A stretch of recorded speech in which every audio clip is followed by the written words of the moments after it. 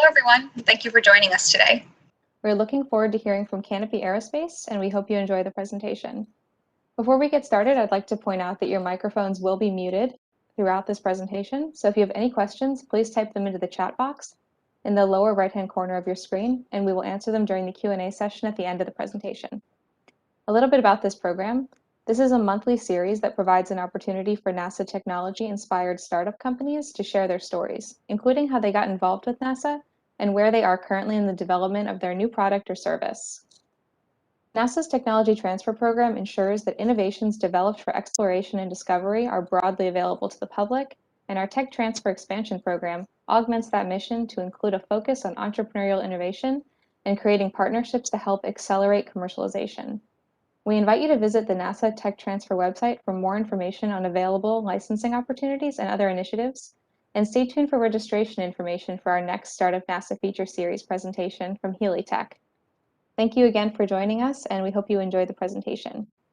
It is my pleasure to introduce today's speakers, Matt Shia and Dr. John Howard. Matt is an MBA student at the University of Chicago Booth School of Business, matriculating in 2022. Previously, Matt was a captain in the U.S. Air Force, where he spent an 8-year career as a B-52H weapons officer and air liaison officer. In this role, he flew, managed, and operated weapons systems ranging from conventional munitions to nuclear-armed cruise missiles.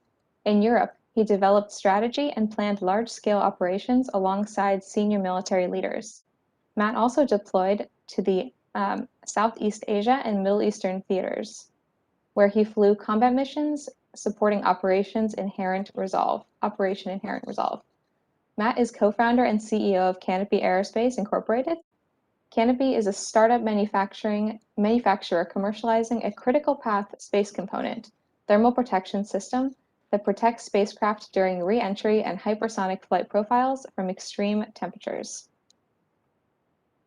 Dr. John Howard completed his PhD in materials science and engineering at the University of Maryland, College Park, and has extensive experience in developing new materials and transitioning them to the market. As Chief Technology Officer at Microsphere Material Solutions, Dr. Howard led the technical teams to develop prototype manufacturing processes for higher strength hollow glass microspheres and foams for buoyancy and radome applications. His doctoral research focused on leveraging different environmental microscopy methods for identifying failure modes in emerging optoelectric materials and using the data to build predictive models for their serviceable lifetime. His PhD research contributed to 10 publications and 15 conference presentations. John is co-founder and CTO of Canopy Aerospace Incorporated, where he is leading the commercialization and development of TPS technologies for the space industry. And with that, I'd like to welcome Matt and John to share about their journey. Okay, awesome. Well, thanks for the great introduction there. John and I are excited to share more about the startup company we're working on and how we're looking at bringing TPS capabilities to the market. So the first slide I had here was a bit more background on ourselves, so I won't go into too much detail here because you gave us some great intros already. But like you said, prior U.S. Air Force, and then currently working on my MBA, and then hoping to bring this startup to the market over the next few months. And then John give his brief intro. Yeah, sure thing. Michaela covered a lot of it. So I bring a pretty diverse background from material science. And I also had a brief stint as a software engineer at NIST. I think between the hands-on materials fabrication and characterization, and then a bit of a software background, we can generate a lot of automation that will enable TPS to get to market and scale up quite nicely. And we're really excited about supporting the new space economy. Awesome, thanks, John. So yeah, we'll start a bit with just the overall background, how we got started, where we currently are, and then what we're looking to do in the future here. So from a background perspective, John and I met through the FedTech program, which is a national accelerator venture type program that connects IP and lab technology from the government with potential entrepreneurs for commercialization. From there, we're introduced to the NASA TPS Thermal Protection Systems team, their entry, descent, and landing division. And initially, we're exploring opportunities to transition a lot of their TPS technology to terrestrial markets, looking at other configurations, other use cases. But as we were exploring the market, the opportunities, and speaking with potential customers, we found that there was a inherent need and pretty critical demand for TPS across a number of different future space vehicles in the future. So that was enough evidence for John and I to look at starting a company around this. We incorporated in October of last year, and from then have been working on product development, customer development, as well as getting ready for our seed round raise to build out these capabilities. Between then, we have finalized our NASA Space Act agreement with the NET Ames Research Center. This will allow us to transition some of that technology and commercialize that, as well as co-develop some IP as well, and start serving some of our first customers. Working on current letters of intent, MOUs with companies. Currently have 2 on the board, and then with a few more in development over the next month or so. But our goal is to finish up our fundraise of about 5 million total over the next few months, and then go operational with the company by first quarter of 2023. Some other highlights: we're currently in a few other accelerator programs through the Polsky Center, which is at the University of Chicago, and then through Starburst's aerospace program as well for the next year. So a bit more background on TPS systems. So thermal protection, you can look at that as it's traditionally high cost, extremely difficult material to make that protects spacecraft during reentry. Usually temperatures above 2,000 to 3,000 degrees or so, but found on a number of space vehicles in the past, today, and in the future. But you'll see it costs quite a bit of money, and currently, with today's market, the factories that make it, manufacturers, not a whole lot of supply out there, and every space vehicle needs this in the future, and without it, it's essentially impossible for future space exploration. So if you go back into the developmental context of TPS, and you may ask, like, why is now the time for TPS and TPS development? You focus on the 1980s to 2010s. That was the peak of the space shuttle era. There were, at that time, about over 13 manufacturers, small mom and pop shops, a few defense primes that were making TPS for the 6 NASA space shuttles. After that shut down, all those manufacturers shut down as well, and then you have this reemergence of commercial space, future industrialization, and a potential $2 trillion economy. And today, there's less than manufacturers that can provide the materials that future space vehicles need. So while supply has gone down, demand has gone up significantly. And then over the course of about 100 interviews between industry experts, potential customers, we found that there was a pretty big problem for every single startup mid-stage space company, even your more established space companies, is that there's a lack of suppliers, and that these companies don't want to vertically integrate. Once they figure that out, you have to raise additional capital, and you have to go find that talent in the industry, and there's currently very limited expertise to do so. So that'll end up leading to changes in product builds, lower quality products, and then also potential discontinuation of projects as well that we have found. So this is a more of a breakout of the different verticals that we're looking at for thermal protection development.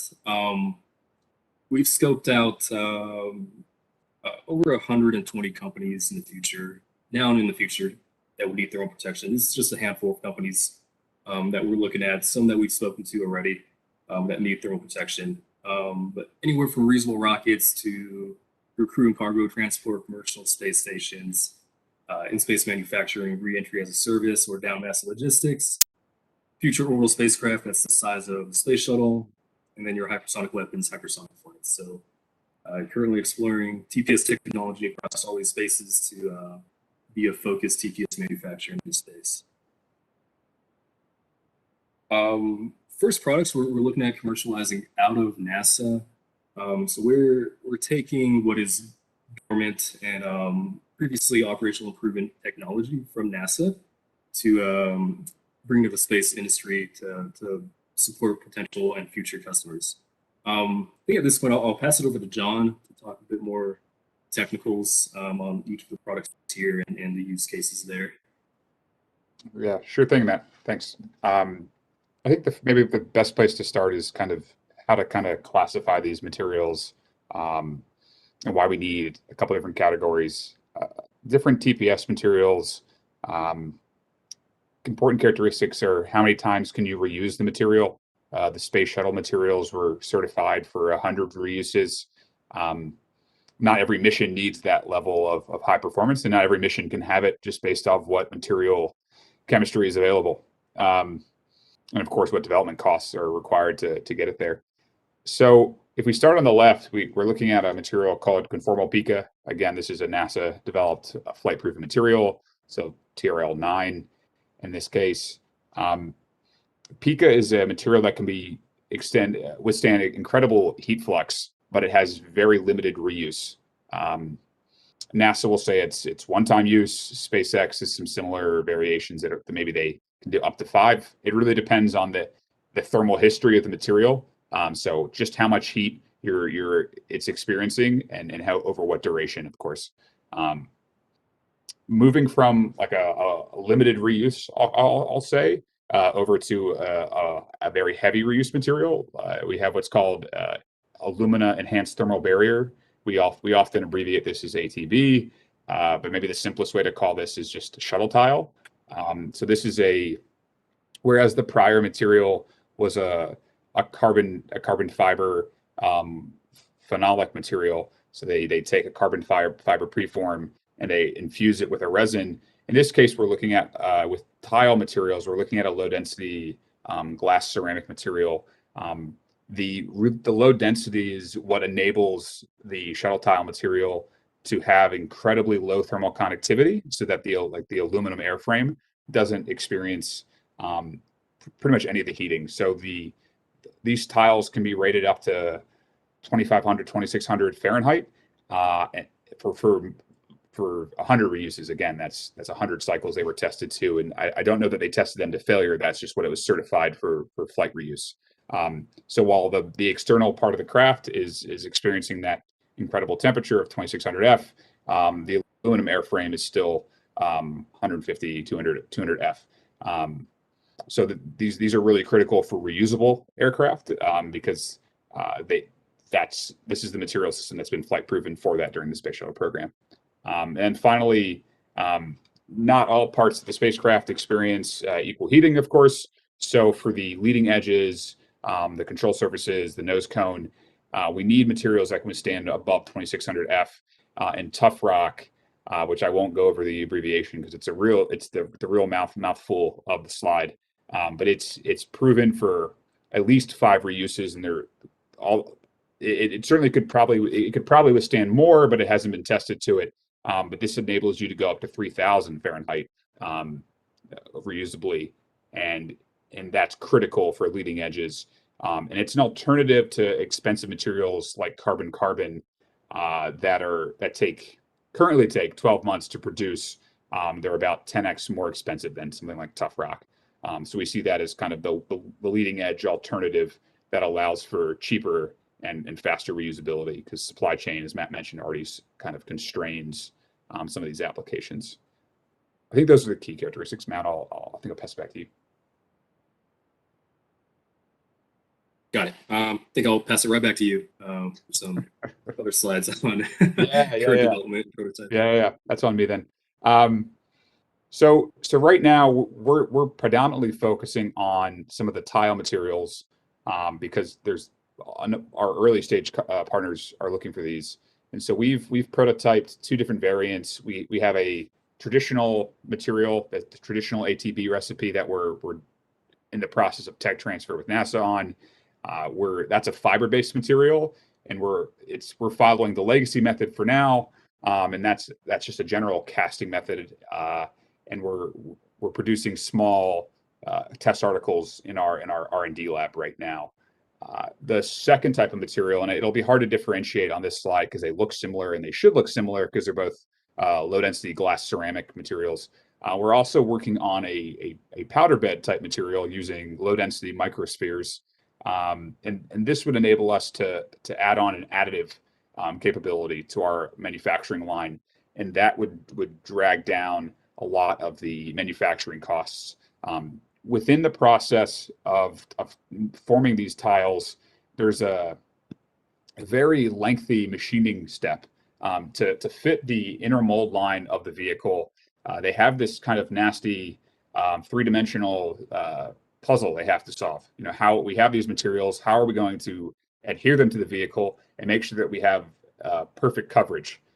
So you have to figure out the geometry of each tile and how they'll fit next to each other, and then you also have to figure out how you'll fill those gaps. The way they conform the material again is by using subtractive machining. So you would start with the top center picture. You'd start with something that's about 1 foot by 1 foot by 6 inches. You would then machine that into slightly smaller units, and then you would have to machine the curvature of that part to fit the inner mold line of the vehicle. And then, of course, you need to use your aerothermal modeling to figure out just how much material thickness you might need to take the stress load and the temperature, the heat flux load of the specific reentry scenario you're designing your vehicle to. Of course, the added benefit of additive, in addition to some of the cost savings, we foresee additive manufacturing, of course, is fully digital in its design, so we can begin understanding better safety factors for these materials, which is really critical for the future of manned space flight. We also can tailor these materials in 3 dimensions, which is just not something that can be done today. So you could say, do a little bit of surface reinforcement to prevent any type of debris that are hitting it, to have a more reinforced surface, but you don't necessarily need the full density of the material throughout the whole bulk. So there's a lot of nice innovations that 3D manufacturing, 3D printing opens up. We're pretty excited about that. Awesome. Thanks, John. Yeah. So for the rest of the actual company, aside from the actual manufacturing capabilities, we identified a few other problems in the market that need to be solved as far as the actual manufacturing and TPS design goes. So we're not planning on just being a pure play manufacturer. We are integrating other parts of the design process, which include the aerothermal modeling and design, which is currently fragmented right now in the market, and extremely difficult for companies to do the aerothermal modeling, the configuration, and then go out and find a supplier to make that, or try to figure out how to make it in-house. You get design sync issues with your IML, your OML, outer mold line. We just think this process can be better integrated, and we're working on some initial software that will allow us to basically quickly assess the thermal protection needs of the vehicle, the cost and the material at a high level for future customers there. On the back end, there's also an opportunity for the actual integration of thermal tiles, so the configuration and application, which is MRO, maintenance, repair, and overhaul. So that value add there is actually providing the service of applying these to future space vehicles. Let's say you're making like a space shuttle sized vehicle, you would need a quick turnaround, so you would need these to be inspected very quickly and repaired as well in a very timely manner if you're going to have 2 weeks or 2 days of turnaround times. So those are the initial capabilities we are looking at bringing to market, taking what is currently about a 3-year-long process to procure these materials and get them on your vehicle to potentially, hopefully, less than 3 months with these added capabilities. In the future, we are looking at expanding the IP portfolio, looking at other TPS materials that would be good for commercialization within the market and support other use cases, and then coming on as a full service, fully integrated TPS manufacturer, which currently doesn't exist on the market today. So that about wraps up the core of the company, our background, history, our current stage right now. We are working on our seed round, doing a total $5 million raise, split a little bit between equity and debt raise funding right there, but that will allow us to build out our first operational factory, which will allow us to co-develop some IP with NASA, transition some of that technology, make a few expert hires in the industry, and continue developing our early partnerships with customers, as well as start generating revenue as a company and start servicing our first customers there. We can be operational with this first factory and start actually producing thermal protection for a number of different customers there. So at this point, we're also looking for introductions to potential partnerships, customers, strategic partners as well, and investors from some of your large aerospace companies, and then any advice or mentorship as well in the future. So I think I'll hand it over for questions. Here's John and my email here, and then our website there. You can contact us there, canopyaerospace.com.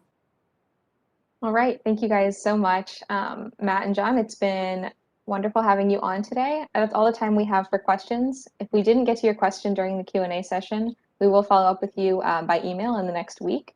If you have additional questions, please feel free to submit those at the email address at the bottom of the screen, and we'll be sure to follow up with answers to those as well. So once again, thank you both for presenting here today, and we hope to see you at the next one.